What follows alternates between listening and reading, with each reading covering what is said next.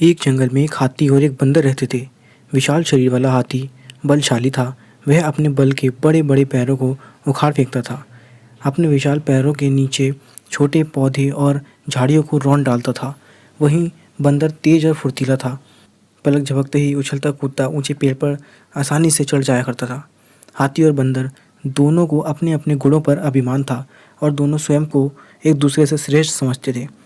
इस बात पर प्रायः उनमें बहस होती, जो कई बार झगड़े का रूप ले लेती थी, लेकिन उसका कोई परिणाम नहीं निकलता था। जंगल में रहने वाला एक उल्लू अक्सर हाथी और बंदर की लड़ाई देखा करता था। वह उनकी बहसबाजी और लड़ाई से तंग आ चुका था।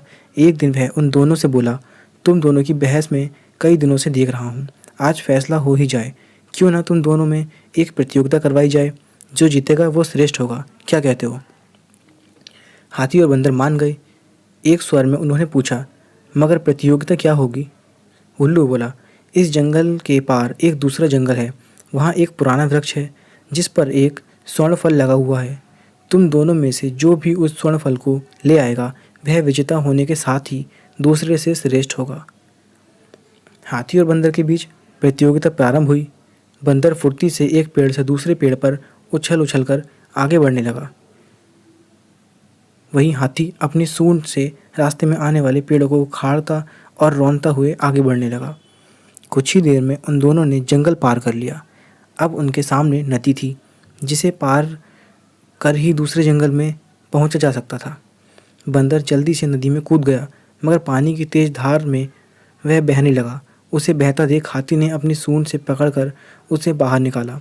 बंदर हाथी का यह रूप देख चकित था, क्योंकि उसे आशा नहीं थी कि वह उसकी किसी भी प्रकार की सहायता करेगा। वह कृतज्ञता प्रकट करते हुए बोला, धन्यवाद भाई, तुमने मेरी जान बचाई। अब यहाँ से आगे तो मैं जा नहीं पाऊँगा, तुम ही जाओ। हाथी ने उत्तर दिया, तुम मेरी पीठ पर बैठ जाओ, इस तरह हम दोनों नदी पार कर लेंगे। बंदर हाथी की पीठ पर बैठ गया और हाथी ने बड़े आराम से नदी पार कर ली। नदी पार कर दोनों दूसरे जंगल में पहुँचे। वहाँ वे खोजते हुए उस पुराने पेड़ तक पहुँच गए जहाँ स्वर्ण फल लगा हुआ था। हाथी ने अपने सूंड से पेड़ के तने को पकड़कर पेड़ उखाड़ने का प्रयास किया, किंतु पेड़ का तना इतना मोटा था कि वह उसे ठीक से पकड़ नहीं पाया। ऐसे में पेड़ क्या उखाड़ता? वह निराश होकर बोला, अब स्वर्ण फल तोड़ना संभव नहीं। बंदर बोला, मैं प्रयास करता हूँ। और वह उछलकर पेड़ की एक डाली पर चढ़ गया। उछलते कूदते वह पेड़ की सबसे ऊपरी डाली पर पहुंचा जहां स्वर्ण फल लगा हुआ था। स्वर्ण फल तोड़कर वह नीचे उतर आया। फिर दोनों वापस लौट आए और उल्लू को जाकर वह स्वर्ण फल दिया। अब उल्लू बोला, इस प्रतियोगिता का विजेता है। उसे टोक कर बंदर और हाथी एक स्वर में बोले, नहीं उल्लू दादा, अब विजेता घोषित करने की आवश्यकता नहीं है। हम दोनों के संयुक्त प्रयास से ही यह फल लाना संभव हो पाया है। हमें समझ आ गया है कि हम दोनों के गुण अपनी अपनी जगह श्रेष्ठ हैं। हमने फैसला किया है कि अब से हम कभी भी लड़ाई झगड़ा नहीं करेंगे और मित्र बनकर रहेंगे। उल्लू का प्रयोजन सिद्ध हो चुका था। वह यही सीख दोनों को देना चाहता था। वह बोला, हर प्राणी एक दूसरे से भिन्न होता है। उसमें अपने अपने गुण होते हैं और अपनी कमजोरियां भी होती हैं। कोई एक दूसरे से श्रेष्ठ नहीं है, बस अलग है और अपने स्तर पर बेहतर है।